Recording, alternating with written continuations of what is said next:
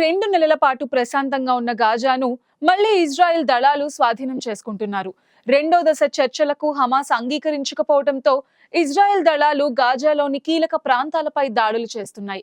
ఈ నేపథ్యంలో ఇజ్రాయెల్ రక్షణ మంత్రి కాడ్జ్ కీలక వ్యాఖ్యలు చేశారు.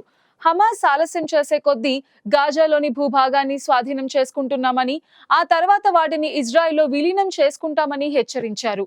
ఇప్పటికే గాజాలో భూభాగాలను ఆక్రమించాలంటూ ఐడిఎఫ్ కు కాడ్జ్ ఆదేశాలు జారీ చేశారు.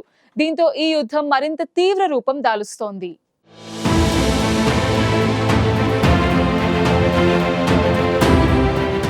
గాజాపై మరోసారి పట్టు సాధించేందుకు ఇజ్రాయెల్ ప్రయత్నిస్తోంది. దాదాపు 2 నెలల పాటు కొనసాగిన కాల్పుల విరమణ ఒప్పందానికి తూట్లు పడడంతో హమాస్పై ఇజ్రాయెల్ మరోసారి యుద్ధాన్ని ప్రారంభించింది.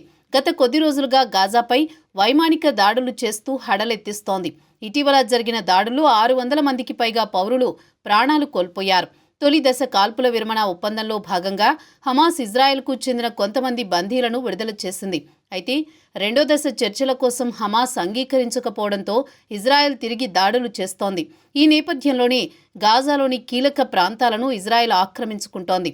దక్షిణ, ఉత్తర గాజాలను విభజించే నెట్జారిమ్ కారిడార్ను ఐడిఎఫ్ దళాలు తమ ఆధీనంలోకి తీసుకున్నాయి.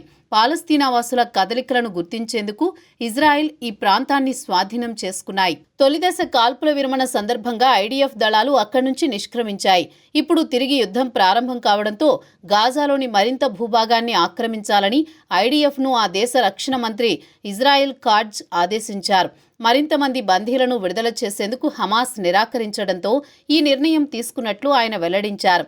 గాజా స్ట్రిప్లోని అదనపు ప్రదేశాలను ఆక్రమించాలని ఇజ్రాయెల్ కాడ్జ్ ఆదేశాల్లో పేర్కొన్నారు. ఇప్పటికీ పాలస్తీనా పౌరులు ఉన్న ప్రదేశాలను ఖాళీ చేయాలని ఐడిఎఫ్ బలగాలు హెచ్చరికలు జారీ చేస్తున్నాయి.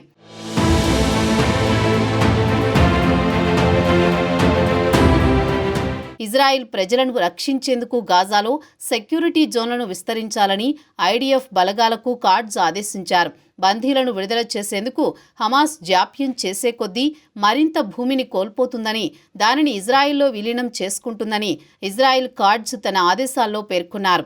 ఇటీవల ఇజ్రాయెల్ చేసిన దాడుల్లో 85 మంది గాజావాసులు మృతి చెందగా 133 మందికి గాయాలయ్యాయి. గాజాలో సైనిక చర్య కొనసాగించేందుకు ఆయన ఆమోదముద్ర వేశారు. బందీలు విడుదలయ్యే వరకు గాజాపై సైన్యం ఒత్తిడి పెంచాలన్నారు. ఇక అక్కడి ప్రధాన ప్రదేశాల్లో 4 దళాలు కార్యకలాపాలు సాగిస్తున్నాయని ఐడిఎఫ్ శుక్రవారం ప్రకటించింది.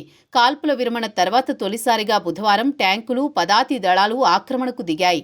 నెట్జారిమ్ కారిడార్లో సైనిక చర్య కొనసాగింది. ఉత్తర, దక్షిణ గాజాలను వేరు చేసేలా 2 వైపుల నుంచి ఈ ఆపరేషన్ జరిగింది. ఇక గాజాలోని తుర్కిష్ ఆసుపత్రిని ఐడిఎఫ్ దళాలు పేల్చేశాయి. దీనికి సంబంధించిన దృశ్యాలు ఇంటర్నెట్లో వైరల్గా మారాయి.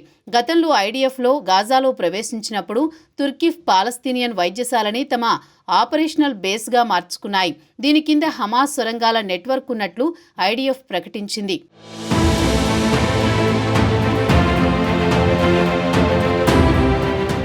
మరోవైపు గాజాలో తీవ్రస్థాయిలో ఇంధన కొరత నెలకొంది. ఫలితంగా రెడ్ క్రిసెంట్ ఎమర్జెన్సీ వాహనాల్లో సగానికి పైగా నిరుపయోగంగా మారాయి. ఈ విషయాన్ని రెడ్ క్రాస్ ధృవీకరించింది. ఇజ్రాయెల్ ప్రధానమంత్రి బెంజమిన్ నెతన్యాహు శుక్రవారం ఆ దేశ అంతర్గత నిఘా విభాగం షిన్ బెట్ అధిపతి రొనెన్ బార్ని సస్పెండ్ చేశారు. ఆయనపై తమకు విశ్వాసం లేదని పేర్కొన్నారు. బార్ స్థానంలో కొత్త చీఫ్ను నియమించిన తర్వాత లేదా ఏప్రిల్ 10న ఆయన పదవీ విరమణ చేస్తారని ప్రకటించారు. బార్ పదవీ కాలం ఈ సంవత్సరం ముగియనుంది. ఇద్దరి మధ్య సంబంధాలు ముందే దెబ్బతిన్నాయి. హమాస్ దాడికి షిన్బెట్ వైఫల్యం కారణమని మార్చి 4న విడుదలైన నివేదికలో పేర్కొన్నారు. బార్ పదవీ విరమణపై ప్రతిపక్షాలు తీవ్రంగా విమర్శించాయి. నెతన్యాహు ప్రజాస్వామ్యానికి ముప్పుగా మారారని ఆరోపించాయి. జెరూసలేంలో ప్రధాని నివాసం పార్లమెంటు వద్ద భారీ స్థాయిలో ఆందోళనలు నిర్వహించాయి. నెతన్యాహు తనపై చర్యల వెనుక ఉద్దేశాలను దాచిపెడుతున్నారని బార్ మండిపడ్డారు.